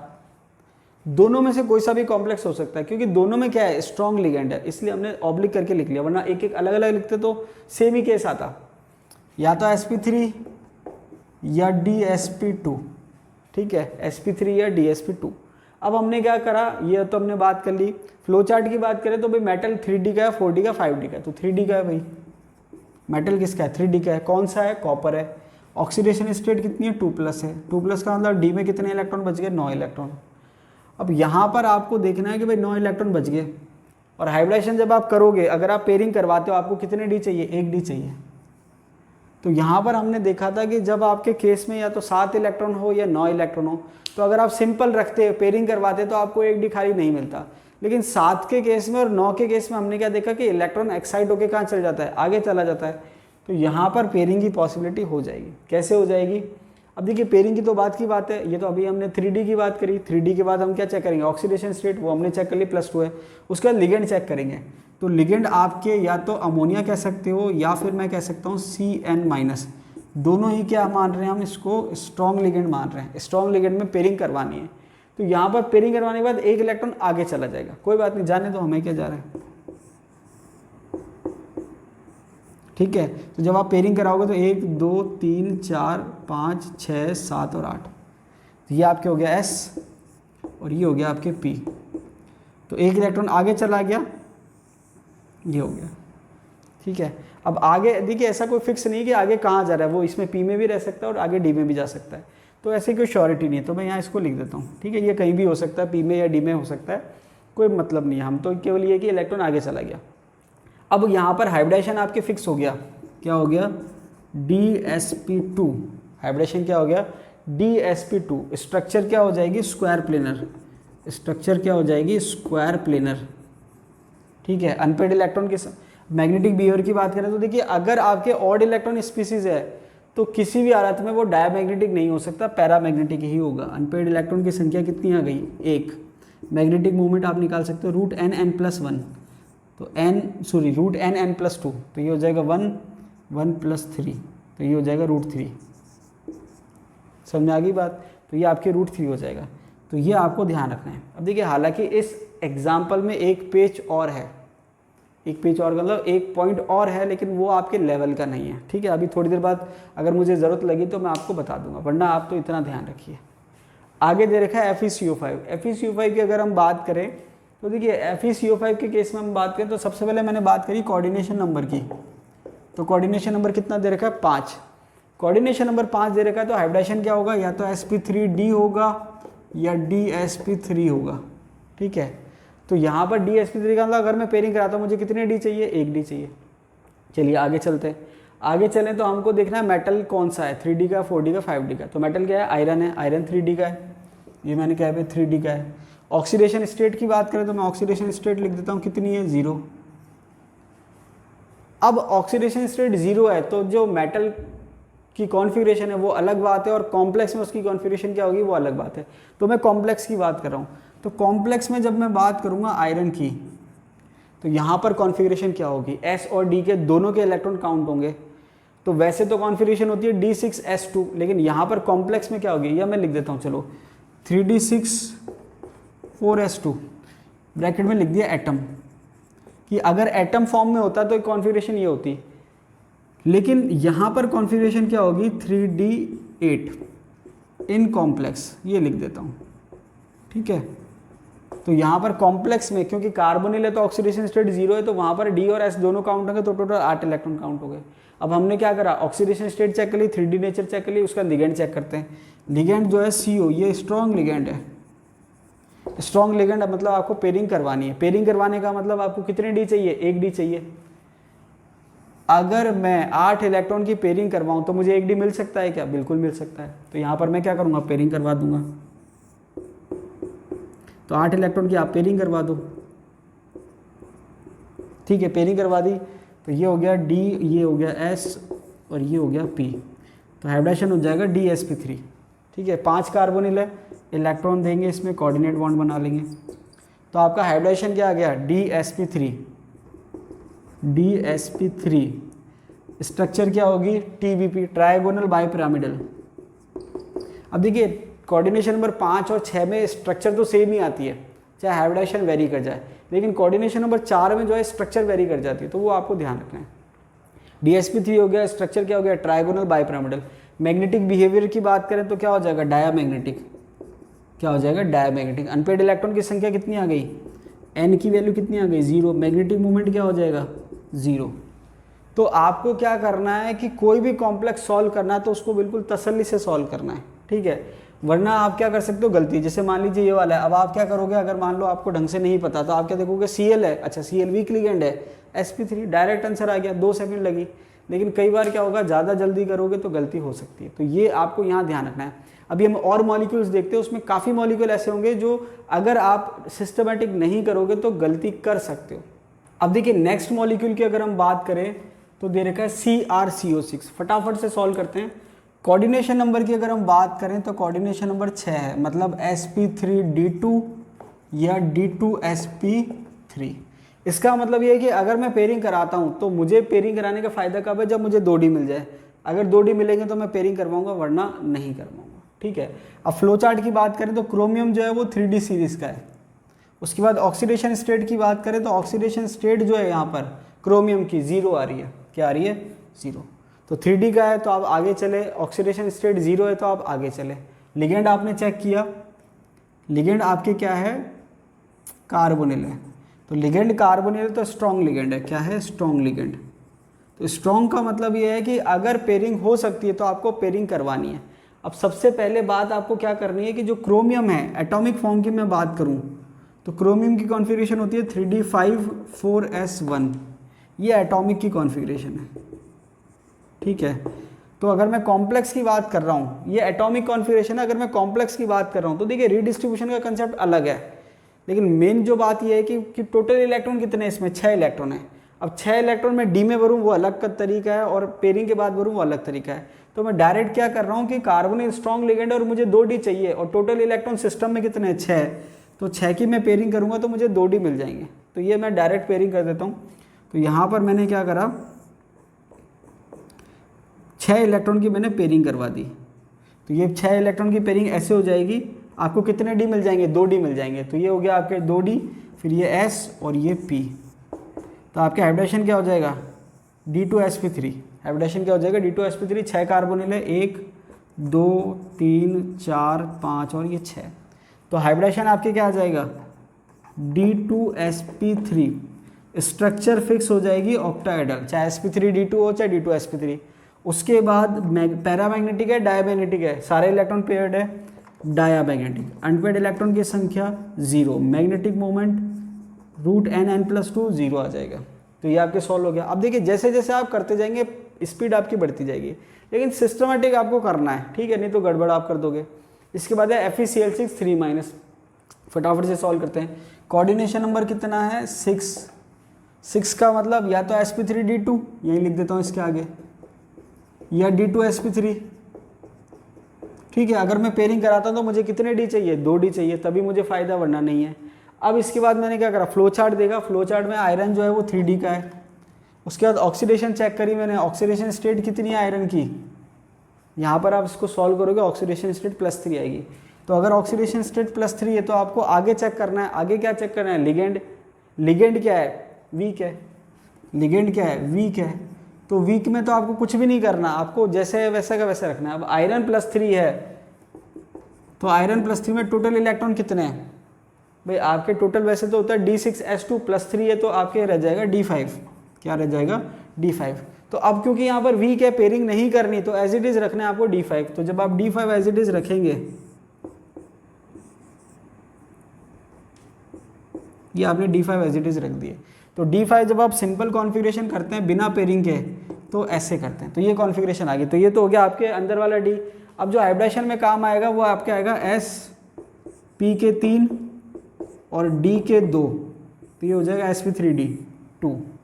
तो यहाँ पर हाइब्रिडेशन क्या होगा? sp3d2। हाइब्रिडेशन क्या हो जाएगा? sp3d2। स्ट्रक्चर क्या हो जाएगी? ऑक्टाहेड्रल। स्ट्रक्चर क्या हो जाएगी? ऑक्टाहेड्रल। अनपेड इलेक्ट्रॉन की सब पैरामैग्नेटिक है, डायमैग्नेटिक है। 5 अनपेड इलेक्ट्रॉन तो पैरामैग्नेटिक होगा। अनपेड इलेक्ट्रॉन की संख्या कितनी है? 5। मैग्नेटिक मोमेंट की अगर हम बात करें √n+2 मतलब 5 5 + 2, तो ये हो गया 5 5 + 2 7 7 5 = 35 √35 ये आ गया। ऐसे सॉल्व करना है। तो यहाँ पर कई बार क्या करते हैं वो ऐसे भी पूछते हैं कि भाई 4 कॉम्प्लेक्स दे दिए, बताओ इसमें अनपेड इलेक्ट्रॉन किस में ज़्यादा होंगे। सॉल्व तो आपको एक एक करना ही पड़ेगा, समझ आ रही बात। अगर आप केवल ये याद कर लो कि भाई स्ट्रॉन्ग लिगेंड है, वीक लिगेंड है, तो ये ऐसा हो जाएगा, तो वहाँ पर अनपेड इलेक्ट्रॉन कैसे निकालोगे? तो वहाँ आपको सिस्टमेटिक सॉल्व करना ही पड़ेगा। आगे दे रखा है एफिशिएंसी 3-, फटाफट से देख लेते हैं। कोऑर्डिनेशन नंबर 6 है sp3d2 या d2sp3, ठीक है। उसके बाद हमने बात करी कि आपके मेटल कौन सा है, 3D का है, हमने क्या देखा 3D का है। ऑक्सीडेशन स्टेट की बात करी, ऑक्सीडेशन स्टेट कितनी है? +3 है, तो मैंने कह दिया +3 है। आयरन जो है 3+ है, तो यहाँ पर D में इलेक्ट्रॉन कितने हैं? तो अगर हम बात करें D में इलेक्ट्रॉन कितने हैं? 5 इलेक्ट्रॉन आ जाएंगे, तो ये मैंने कह दिया D5, ठीक है, D5 हो गया। अब इसके बाद आप देखिए कि जो लिगेंड है वो क्या है? Cn-।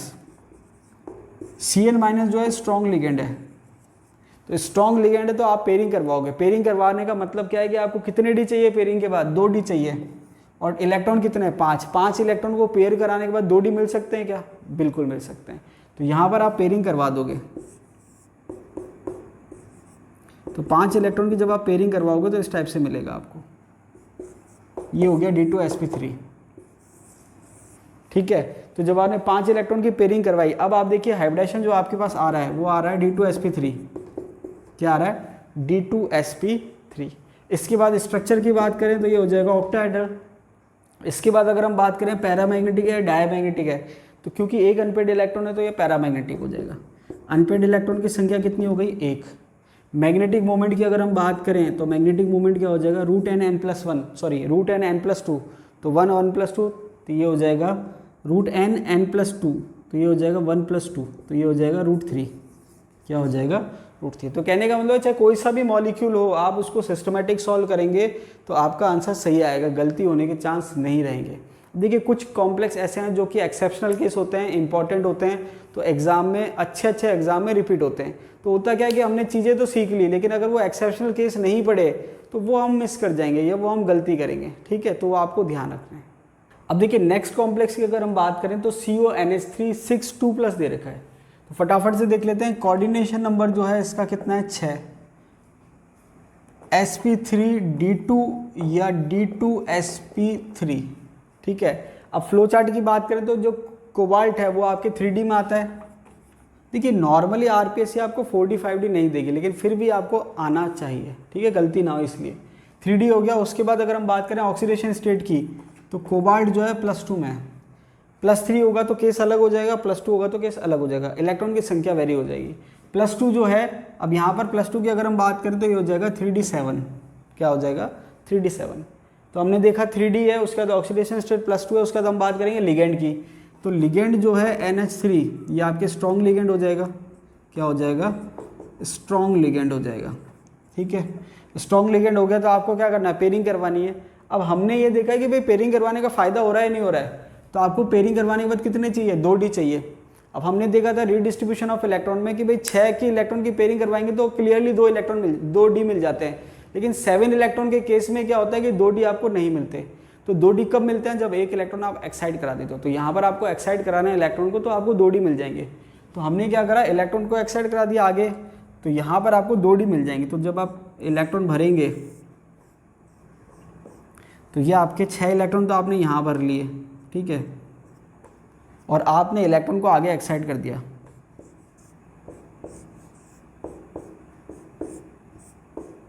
ये आपके डी हो जाएगा। तो जैसे मैंने कहा ये 3D है, ये 4s, ये 4p और ये 4d। तो यहाँ पर आपके जो इलेक्ट्रॉन था एक्साइट होकर कहाँ चला गया, यहाँ चला गया, क्योंकि जहाँ जगह होगी वहीं जाएगा। तो ये आपके हाइब्रिडेशन क्या हो गया, D2sp3। हाइब्रिडेशन क्या हो गया, D2sp3।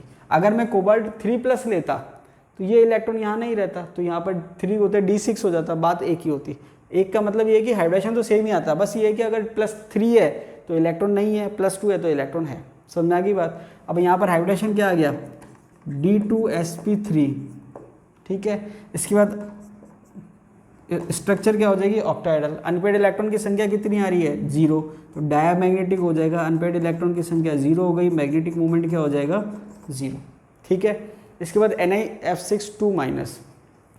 अब देखिए यहाँ पर इसको अगर हम सॉल्व करें तो कोऑर्डिनेशन नंबर जो है वो कितना हो गया, 6, ठीक है। हाइब्रिडेशन क्या हो जाएगा, या तो sp3d2 होगा या D2sp3 होगा। उसके बाद हम क्या चेक करते हैं, फ्लो चार्ट। फ्लो चार्ट हमने चेक करा तो ये हो जाएगा आपके 3D। निकिल जो है वो क्या है, 3D। उसके बाद आप चेक करो ऑक्सीडेशन स्टेट। तो यहाँ पर निकिल की जो ऑक्सीडेशन स्टेट आ रही है, अगर आप इसको सॉल्व करोगे तो आ रही है +4। क्या आ रही है, +4। तो ये हो गया निकिल 4+। अगर मैं निकिल 4+ की कॉन्फ़िगरेशन देखूँ तो यहाँ पर हो जाएगा 3d6। क्या हो जाएगा, 3d6।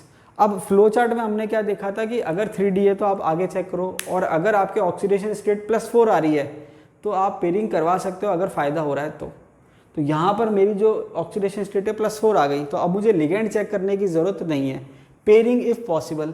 अब पेयरिंग के बाद मुझे कितने डी चाहिए, 2 डी चाहिए। मिल रहे हैं क्या, बिल्कुल मिल रहे हैं, क्योंकि 6 इलेक्ट्रॉन की पेयरिंग कराओगे 2 डी मिल जाएगी। पेयरिंग करवा दो। तो यहाँ पर आप पेयरिंग करवाओगे तो ये आपके 1 2 3 4 5 और ये 6 इलेक्ट्रॉन हो गए। तो ये हो जाएगा D2sp3। क्या हो जाएगा, D2sp3। अब यहाँ पर आपके क्या होता है कि अगर आपको फ्लो चार्ट नहीं पता या आपको ढंग से नहीं पढ़ा हुआ है तो आप क्या करोगे, जैसे देखोगे वीक लिगेंड है आप क्या कर दोगे, पेयरिंग नहीं करवाओगे। आप हाइब्रिडेशन क्या बताओगे, sp3d2। समझ में आ रही बात। तो ये गलती हो जाती है, और ये जो है बहुत ही इंपॉर्टेंट एग्जाम्पल है, नेट गेट में कई बार आ चुका है।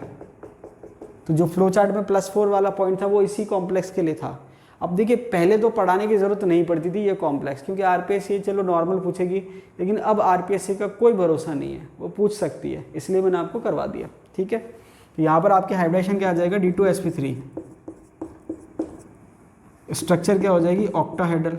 मैग्नेटिक बिहेवियर क्या है, डायामैग्नेटिक। अनपेड इलेक्ट्रॉन की संख्या 0। अब यहाँ पर क्या है कि अगर आपको एक्चुअल केस नहीं पता होता तो आप पेयरिंग ही नहीं करवाते। तो यहाँ पर आपके +4 में 6 इलेक्ट्रॉन है तो आप 6 इलेक्ट्रॉन सिंपल भरते, तो आपके 4 अनपेड इलेक्ट्रॉन आ जाते, जो कि गलत होता। तो मैग्नेटिक बिहेवियर इसका बहुत इंपॉर्टेंट है, ठीक है। मैग्नेटिक बिहेवियर क्या है, डायमैग्नेटिक। और हाइब्रिडेशन क्या है, D2sp3। Very very important example है कंपटीशन के पॉइंट ऑफ व्यू से, चाहे किसी भी लेवल का कंपटीशन हो, ठीक है। नेक्स्ट कॉम्प्लेक्स की बात करता हूँ, NiCN6 4-। अब देखिए मैं आपको क्या समझाना चाह रहा हूँ कि जो आपने एक चीज़ दिमाग में फिक्स कर रखी होती है ना कि भाई वीक लिगेंड है तो ये हो जाएगा और स्ट्रॉन्ग लिगेंड है तो ये हो जाएगा, तो वहाँ पर आपको ध्यान रखना है कि भाई वीक स्ट्रॉन्ग के साथ और भी चीज़ ध्यान रखनी है। हाँ, अब एक चीज़ मुझे और याद आ गई कि जब अब हम बात कर रहे थे कि भाई स्पिन पेयर्ड है या हाई स्पिन है, लो स्पिन है, वो हम क्यों कह रहे हैं, तो यहाँ पर मैं आपको समझा देता हूँ। ये कॉम्प्लेक्स सॉल्व करने से पहले हम समझ लेते हैं। देखिए यहीं पर इसको मैं मिटा के आपको समझा देता हूँ कि हम स्पिन पेयर्ड, स्पिन फ्री क्यों कह रहे थे, लो स्पिन हाई स्पिन क्यों कह रहे थे। तो देखिए अगर हम बात करें इनर ऑर्बिटल की, ठीक है, तो इनर ऑर्बिटल को हम कह रहे थे लो स्पिन, और spin paired inner orbital complex जो था उसको हम लो स्पिन और स्पिन पेयर्ड कह रहे थे। वो क्यों कह रहे थे, क्योंकि इनर ऑर्बिटल कॉम्प्लेक्स कम बन रहा है जब अंदर वाले डी काम आ रहे हैं, और अंदर वाले डी काम आ रहे हैं उसका मतलब क्या है, उसका मतलब पेयरिंग हो रही है। तो एक तो मैंने क्या कहा कि सिंपल कॉन्फ़िगरेशन जो है 6 इलेक्ट्रॉन है मान लीजिए, तो 1 2 3 4 5 और ये 6, तो 6 इलेक्ट्रॉन है। अब अगर मैं पेयरिंग करवा रहा हूँ तो पेयरिंग करवाने के बाद 6 इलेक्ट्रॉन मैंने कैसे भरे, 1 2 3 4 5 और ये 6। तो क्योंकि अंदर वाला डी काम आ रहा है इसलिए इनर पेयर, ये समझ में आ गया हमको, पहले आ गया था कि भाई अंदर के डी काम आ रहे हैं तो इनर पेयर।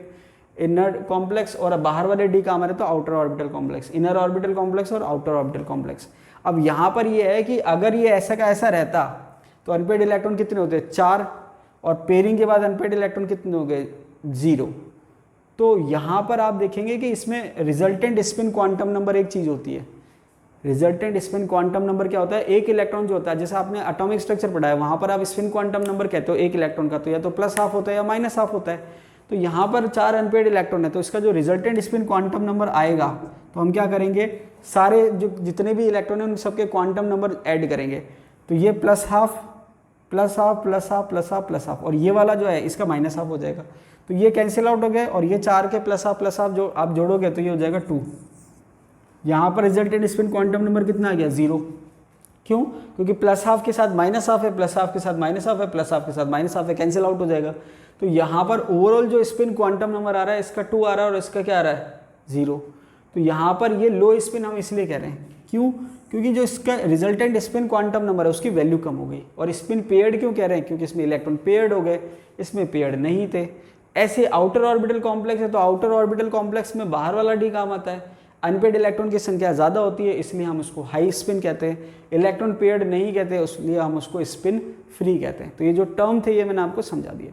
अब देखिए कॉम्प्लेक्स की अगर हम बात करें तो लास्ट कॉम्प्लेक्स समझ लेते हैं, NiCN6 4-। तो सबसे पहले अगर हम बात करें, अब देखिए अगर मान लीजिए आप इसको सॉल्व करते हैं तो आप क्या देखते हैं, साइनाइड है, स्ट्रॉन्ग लिगेंड है, आंसर आ गया। क्या आंसर आ गया, D2sp3 आंसर आ गया। लेकिन हम इसको सॉल्व करते हैं सिस्टमेटिक, देखते हैं क्या आंसर आता है। सबसे पहले अगर हमने बात करी कोऑर्डिनेशन नंबर की, तो कोऑर्डिनेशन नंबर कितना हो गया, 6 का मतलब sp3d2 या फिर D2sp3, sp3d2 या फिर D2sp3, ठीक है। अब हमने आगे बात करी, फ्लो चार्ट की बात करी, तो फ्लो चार्ट में क्या है, ये 3D है, 3D है, तो हम आगे चेक करेंगे, आगे क्या चेक करेंगे, ऑक्सीडेशन स्टेट। ऑक्सीडेशन स्टेट यहाँ निकल जो है उसकी +2 आ रही है, क्या आ रही है, +2। तो निकल 2+ है, निकल 2+ का मतलब है D8, निकल 2+ का मतलब क्या है, D8। उसके बाद मैंने चेक करा लिगेंड, लिगेंड क्या आ रहा है, साइनाइड, लिगेंड क्या आ रहा है, साइनाइड, स्ट्रॉन्ग लिगेंड है। स्ट्रॉन्ग लिगेंड अगर है तो मैं क्या करूँगा, पेयरिंग करवा दूंगा, लेकिन कब, जब पेयरिंग करवाने का फ़ायदा होगा तब। अब यहाँ पर आप ये देखो कि अगर मैं पेयरिंग करवाता हूँ तो मुझे फ़ायदा कब है, फ़ायदा कब है, जब मुझे 2D चाहिए भाई मुझे क्या चाहिए, 2D चाहिए। तो अगर पेयरिंग करवाने के बाद 2D मिल जाएंगे तो मैं पेयरिंग करवा दूंगा, और अगर पेयरिंग करवाने के बाद मुझे 2D नहीं मिल रहे तो मैं पेयरिंग नहीं करवाऊंगा। अब आप मुझे बताओ 8 इलेक्ट्रॉन की जब हम पेयरिंग करवाएंगे तो क्या 2D आपको मिल सकते हैं, नहीं मिल सकते। इसका मतलब आप पेयरिंग नहीं करवाओगे, तो पेयरिंग नहीं करवाओगे तो फिर 8 इलेक्ट्रॉन वैसे के वैसे भरने पड़ेंगे। तो जब आप वैसे के वैसे 8 इलेक्ट्रॉन भरोगे तो ऐसे भरोगे, ये आपने 8 इलेक्ट्रॉन भर दिए, ठीक है। अब 8 इलेक्ट्रॉन भर दिए तो आपके तो अंदर तो जगह है नहीं, तो अंदर वाला डी तो काम आएगा नहीं। तो काम क्या आएगा, sp3d2, तो ये हो जाएगा आंसर sp3d2। आंसर क्या हो जाएगा, sp3d2। तो ऐसा ज़रूरी नहीं कि साइनाइड आएगा तो आपके आंसर D2sp3 होगा, यहाँ आंसर आ रहा है sp3d2। तो आपके हाइब्रिडाइजेशन जो है वो आ रहा है sp3d2, ठीक है। इसके बाद अगर हम बात करें स्ट्रक्चर क्या आ रही है, ऑक्टाहेड्रल। इसके बाद अगर हम बात करें मैग्नेटिक बिहेवियर क्या है, 2 अनपेड इलेक्ट्रॉन है, डायामैग्नेटिक। अनपेड इलेक्ट्रॉन की संख्या कितनी है, 2। मैग्नेटिक मोमेंट कितना आ रहा है, √n+2, तो 2 और 2 + 2 4, डायरेक्ट लिख देता हूँ, 4 दूनी 8, ये आंसर आ रहा है। तो ये जो है मैक्सिमम जितने भी कॉम्प्लेक्स है ये मैंने आपको सॉल्व करवा दिए। अब देखिए मान लीजिए कभी आपके टेस्ट में कोई क्वेश्चन आए, फिर कोई कॉम्प्लेक्स में 2 उसमें कोई क्वेश्चन आए, फिर वहाँ पर आप कहोगे सर ये क्वेश्चन समझ में नहीं आया, तो देखिए यहाँ पर आपको ये वीडियो आपको देखना है पूरा, ठीक है। वीडियो आप देखेंगे तो आपको सारे क्वेश्चन ऑटोमेटिक सॉल्व हो जाएंगे। तो क्लास में मैंने सॉल्व करा दिए जो कॉम्प्लेक्स, तो उससे रिलेटेड अगर कोई क्वेश्चन आता है एग्जाम में या टेस्ट में तो वहाँ पर मैं आपको सॉल्व नहीं कराऊंगा। शीट में कोई क्वेश्चन आता है मैं वहाँ पर आपको सॉल्व नहीं कराऊंगा। क्यों, क्योंकि जो वीडियो मैं आपको एक बार बता चुका हूँ वो एक ही चीज़ बार बार बताने का कोई सेंस नहीं। क्यों, क्योंकि अगर वो चीज़ आपको नहीं है इसका मतलब आपने पुराना वीडियो नहीं देखा। अगर आप पुराना वीडियो नहीं देख रहे तो नया वीडियो भी नहीं देखेंगे। तो ये आपको हैबिट सुधारनी पड़ेगी। अगर आपको मुझसे कुछ पूछना है तो पहले आपको वीडियो देखना पड़ेगा, तब तो आप कुछ पूछ सकते हैं। अगर आप वीडियो नहीं देख रहे उसके बाद कुछ पूछ रहे तो पॉसिबल नहीं हो पाएगा, ठीक है। अब देखिए मैंने आपको रूट के फॉर्म में तो मैग्नेटिक मोमेंट बता दिया कि रूट की वैल्यू कितनी आ रही है, रूट कितना आ रहा है, जैसे √3 आ रहा है या √8 आ रहा है। अब उसकी वैल्यू क्या होगी ये आपको याद होनी चाहिए, क्योंकि कई बार क्या है कि हमको कैलकुलेट करना तो आता है लेकिन फिर एग्जाम में हम थोड़ा ना बैठेंगे कैलकुलेट करने, तो वहाँ पर एक अप्रॉक्स आपको याद होनी चाहिए कि वैल्यू कितनी होती है। तो यहाँ पर मैंने लिख दिया कि भाई नंबर ऑफ अनपेड इलेक्ट्रॉन की संख्या कितनी है वो यहाँ आ गई, और मैग्नेटिक मोमेंट क्या है वो यहाँ आ गया। अब मैग्नेटिक मोमेंट का जो फॉर्मूला मैंने आपको बताया वो क्या है, μ = √n(n+2). इसके अलावा दूसरा फॉर्मूला भी पूछा जा सकता है। तो यहाँ पर आप देखेंगे मैंने क्या करा, n की जगह 2s रिप्लेस कर दिया, n की जगह क्या कर दिया 2s रिप्लेस कर दिया। अब ऐसा क्यों करा, n जो है वो क्या है अनपेड इलेक्ट्रॉन की संख्या, और s क्या है रिजल्टेंट स्पिन क्वांटम नंबर। तो देखिए यहाँ पर इसको मैंने ऐसा क्यों किया उसका मैं रीज़न समझा देता हूँ कि मैंने कहा मान लीजिए एक अनपेड इलेक्ट्रॉन है, तो इसके लिए n की वैल्यू कितनी होगी 1, और s की वैल्यू कितनी हो जाएगी +½ समझ में आ रही बात, क्यों, क्योंकि रिजल्टेंट स्पिन क्वांटम नंबर क्या है, एक अनपेड इलेक्ट्रॉन के लिए +½ आएगा। तो यहाँ पर आपने क्या देखा कि जो n की वैल्यू है वो s से दुगनी चलेगी, n की जो वैल्यू है क्या है s से दुगनी चलेगी। तो जब आप n को रिप्लेस करोगे तो किससे रिप्लेस करोगे 2s से, किससे रिप्लेस करोगे 2s से। ये आपको रिलेशन ध्यान रखना है। तो जैसे आपने ये रिलेशन लगाया तो यहाँ पर फॉर्मूला क्या था √n(n+2), तो अब मैंने n की जगह क्या लिख दिया 2s, तो अंदर भी क्या आ गया 2s + 2। तो यहाँ पर आप देखेंगे अंदर दोनों ब्रैकेट के अंदर दोनों साइड यहाँ भी 2 है और यहाँ भी 2 है, कॉमन होकर बाहर आ जाएगा तो ये हो गया 4s और ये हो जाएगा s+1। तो यहाँ पर ये भी फॉर्मूला लिखा हुआ होता है मैग्नेटिक मोमेंट का, तो ये आपको ध्यान रखना है, ठीक है, क्योंकि क्या है समथिंग डिफरेंट, आरपीएससी कुछ डिफरेंट करे तो वहाँ पर आपको प्रिपेयर रहना है पहले से। चलिए अब वापस आ जाते हैं। अनपेड इलेक्ट्रॉन की संख्या 0 है तो मैग्नेटिक मोमेंट 0 है, कोई दिक्कत ही नहीं है। अनपेड इलेक्ट्रॉन की संख्या 1 है तो मैंने कहा था √3 आता है। अब √3 तो आपने याद कर लिया मान लीजिए, तो इसकी जो वैल्यू आएगी वो कितनी आएगी 1.732, ठीक है। इसके बाद मैंने कहा 2 अनपेड इलेक्ट्रॉन है तो √8 आ जाएगी, तो √8 का मतलब क्या है 2.83, √8 का मतलब क्या है 2.83। 3 है तो 3 के लिए √15 3.87, 4 है तो √24 4.90, 5 है तो √35 5.97। अब आपको एक सिंपल अजम्पशन क्या ध्यान रखना है कि अनपेड इलेक्ट्रॉन की संख्या जितनी है उससे लगभग एक ज़्यादा उतनी वैल्यू आ रही है मैग्नेटिक मोमेंट की। कैसे, 5 है तो लगभग 6 आ रही है, 4 है तो लगभग 5 आ रही है, 3 है तो लगभग 4 आ रही है, समझ में आ रही बात। 5 है तो लगभग 6, 4 है तो लगभग 5, 3 है तो लगभग 4, 2 है तो लगभग 3, 1 है तो लगभग 2। अब ऐसा नहीं कि 0 है तो लगभग 1, ऐसा मत कर देना, ये 0 की 0 ही आ रही है, समझ में आ गई बात। तो ये आपको क्या ध्यान रखना है कि मैग्नेटिक मोमेंट की वैल्यू लगभग एक ज़्यादा आती है। तो कई बार क्या करेगा वो राउंड ऑफ में दे देगा, वो क्या कहेगा कि कोई कॉम्प्लेक्स है उसकी जो मैग्नेटिक मोमेंट की वैल्यू है वो 5 है, कितनी है 5, बताओ कॉम्प्लेक्स कौन सा होगा, या उसमें अनपेड इलेक्ट्रॉन की संख्या कितनी होगी, समझ में आ रही बात। तो वो अगर कहे मैग्नेटिक मोमेंट की वैल्यू 5 है, मतलब राउंड ऑफ में मान लो 5 है, तो अनपेड इलेक्ट्रॉन की संख्या कितनी होगी 4। इस तरीके के क्वेश्चन भी आते हैं, समझ में आ रही बात। एक चीज़ मैं आपको और बता दूं, तो देखिए ये तो आप ऐसे निकाल सकते हो n(n+2) √n(n+2) से ही निकाल सकते हो। एक तरीका और है निकालने का, क्या तरीका है, अनपेड इलेक्ट्रॉन की जो संख्या दे रखी है उसमें एक आप ऐड करिए और उसका स्क्वायर करके एक माइनस कर दीजिए।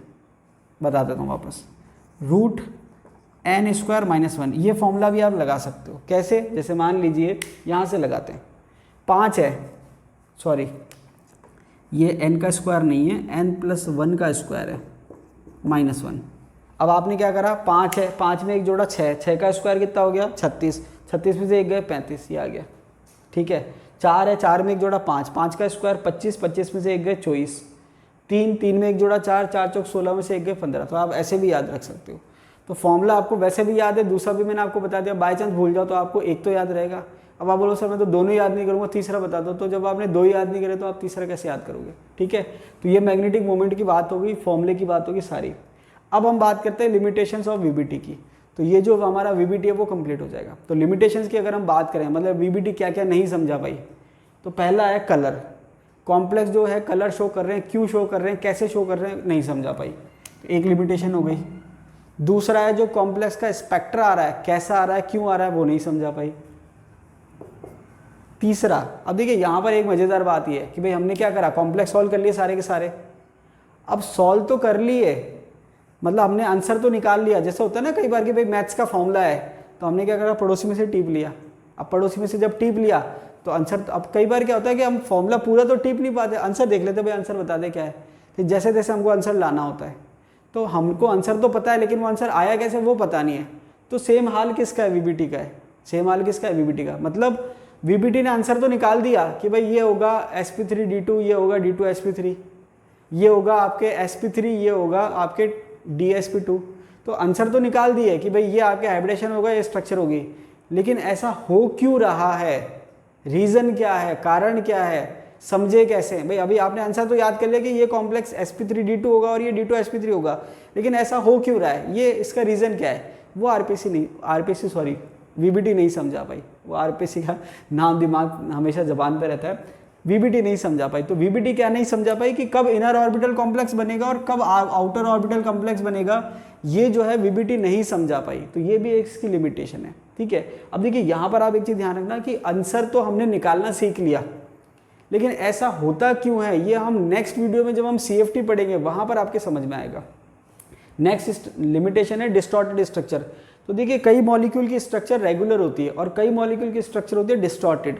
अब डिस्टॉर्टेड से मतलब ये है कि बॉन्ड लेंथ सेम ना हो या बॉन्ड एंगल सेम ना हो, वेरी कर जाए, उसको डिस्टॉर्टेड स्ट्रक्चर कहते हैं। जैसे मान लीजिए ऑक्टाहेड्रल कह रहा हूँ, तो रेगुलर ऑक्टाहेड्रल किसको कह रहा हूँ, जहाँ पर सारी की सारी बॉन्ड लेंथ सेम है और सारे एंगल सेम है। एंगल का मतलब जितने होने चाहिए वही एंगल है, तो वो रेगुलर है। और अगर मान लीजिए बॉन्ड लेंथ वेरी कर रही है कि भाई 6 की 6 बॉन्ड लेंथ सेम ना होकर डिस्टॉर्टेड हो रही है, किसी की ज़्यादा किसी की कम, तो वो डिस्टॉर्टेड स्ट्रक्चर है। चारों की चारों बॉन्ड लेंथ सेम है, बॉन्ड एंगल सेम है, तो वो तो आइडियल टेट्राहेड्रल हो जाएगा। अगर बॉन्ड लेंथ सेम ना होकर किसी की ज़्यादा किसी की कम हो जाए तो वो डिस्टॉर्टेड हो जाएगा। तो यहाँ पर कुछ मॉलिक्यूल की स्ट्रक्चर डिस्टॉर्टेड है और कुछ मॉलिक्यूल की रेगुलर है। ऐसा क्यों, वीबीटी नहीं समझा भाई। इसको फिर बाद में किसने समझाया, जॉन टेलर ने। किसने समझाया, जॉन टेलर ने। टेलर है, टेलर नहीं है, कपड़े वाला नहीं है, जॉन टेलर, ठीक है। तो जॉन टेलर ने समझाया कि भाई डिस्टॉर्शन क्यों होगा, कब होगा, कैसे होगा। तो कॉम्प्लेक्स की स्ट्रक्चर डिस्टॉर्टेड होगी या रेगुलर होगी, वो किसने बताया, जॉन टेलर जॉन टेलर ने बताया, जिसको हम क्या नाम बताते हैं, जो टॉपिक है उसका नाम क्या होता है, जॉन टेलर डिस्टॉर्शन। तो वो हम पढ़ेंगे नेक्स्ट वीडियो में। आगे दे रखा है, अब देखिए अभी मैंने आपको एक कॉम्प्लेक्स सॉल्व करवाया था कॉपर का, फिर मैंने आपसे कहा था भाई आप इतना ही याद कर लो, ज़्यादा आप जाओगे तो और उल्टा कन्फ्यूज जाओगे। तो वो ये वाला पॉइंट है। क्या पॉइंट है बता देता हूँ, can not explain variation of magnetic moment with, sorry ये वाला नहीं, इसके नीचे वाला, ये वाला तो मैं बताता हूँ। Can not explain variation of magnetic moment with temperature. अब देखिए होता क्या है कि नॉर्मल मैग्नेटिक मोमेंट आप निकालोगे इससे निकल जाएगा, लेकिन जब हम टेम्परेचर चेंज करते हैं तो मैग्नेटिक मोमेंट की वैल्यू चेंज होने लग जाती है। ऐसा क्यों होता है, वीबीटी नहीं समझा पाई। तो ये भी एक इसकी लिमिटेशन है, can not explain variation of magnetic moment with temperature. तो ये इसकी मेन लिमिटेशंस हो गई जितनी भी हैं, ये सारी की सारी। ये एक स्पेशल लिमिटेशन है, वो भी मैं आपको बता देता हूँ। क्या दे रखा है, copper and cobalt second and copper second not show same reducing power. अब देखिए रिड्यूसिंग पावर का मतलब क्या होता है कि सामने वाले को रिड्यूस करे। भाई रिड्यूसिंग पावर का मतलब क्या है, सामने वाले को रिड्यूस करे और खुद को क्या होना चाहिए, ऑक्सीडाइज होना चाहिए। भाई रिड्यूसिंग पावर किसकी होती है, जो खुद ऑक्सीडाइज होता है।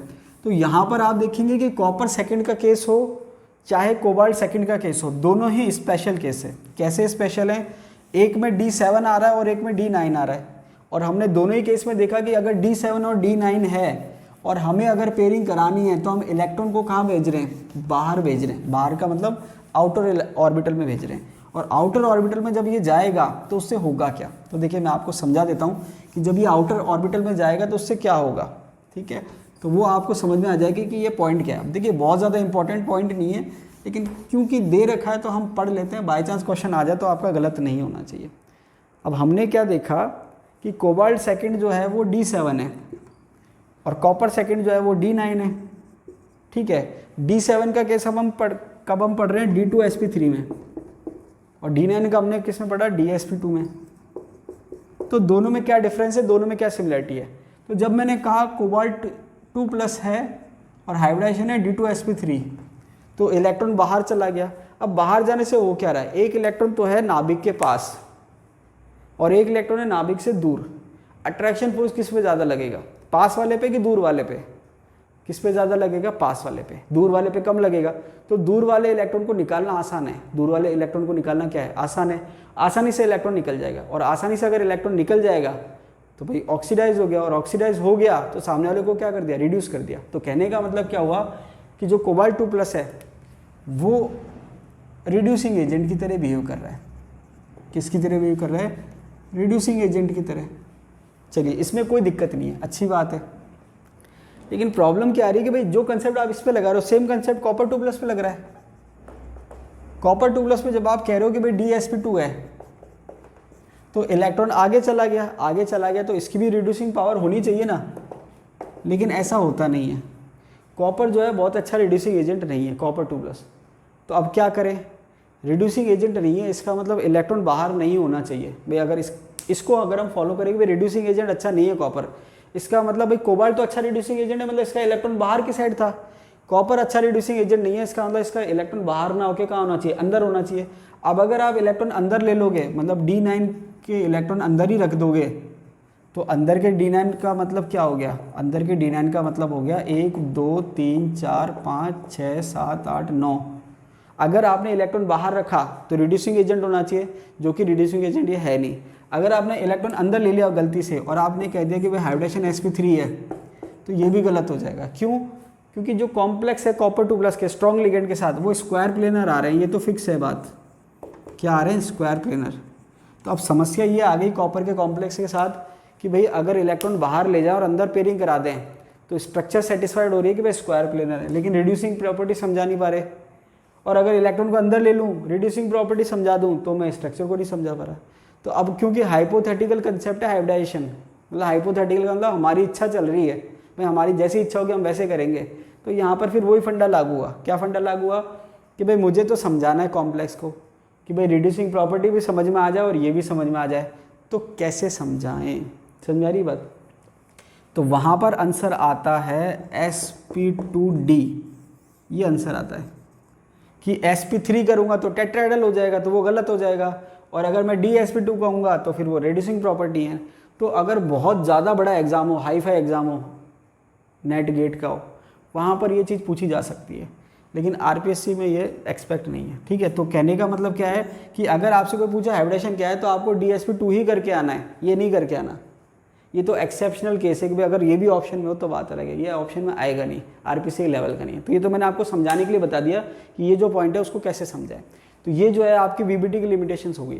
तो देखिए आज का जो वीडियो था आपके लिए बहुत इंपॉर्टेंट था, क्योंकि जब कोऑर्डिनेशन केमिस्ट्री की बात आती है तो हाइब्रिडेशन की बात आएगी, स्ट्रक्चर की बात आएगी, paramagnetic, diamagnetic, unpaired electron, effective atomic number, ये सारी चीज़ें आएंगी और ये सब मैंने आपको समझा दिए। अब यहाँ पर अगर आप वीडियो देखेंगे अच्छे से तो आपके सारे क्वेश्चन सॉल्व हो जाएंगे। तो जितने भी कॉम्प्लेक्स आपको दिखते हैं बुक में इधर उधर जो मैंने नहीं करवाए उनको आप सॉल्व करिए। उसमें आप एक प्रैक्टिस क्या करिए कि भाई जो कॉम्प्लेक्स हैं आप प्रैक्टिस क्या करिए कि भाई n = 0 जिसमें अनपेयर्ड इलेक्ट्रॉन 0 आ रहे हैं वो सारे कॉम्प्लेक्स एक साथ लिख दो। फिर आप क्या करो, n = जिसमें 1 आ रहा है सारे कॉम्प्लेक्स एक साथ लिख दो। तो ये आपकी प्रैक्टिस हो जाएगी। अब ये तो देखिए इसके लिए होता है कि एक जगह लिखा हुआ है, वरना अगर आपने समझ लिया तो फिर आप अपने आप उसको सॉल्व कर सकते हैं। तो आज के लिए इतना ही। अगर आपको वीडियो अच्छा लगा तो लाइक कीजिए, दोस्तों के साथ शेयर कीजिए, और अगर आप चैनल पे नए हैं और आप चाहते हैं कि आपको इसी तरह के वीडियो और मिलते रहें तो आप चैनल को सब्सक्राइब कर लीजिए। मिलते हैं अगले वीडियो में, तब तक के लिए धन्यवाद।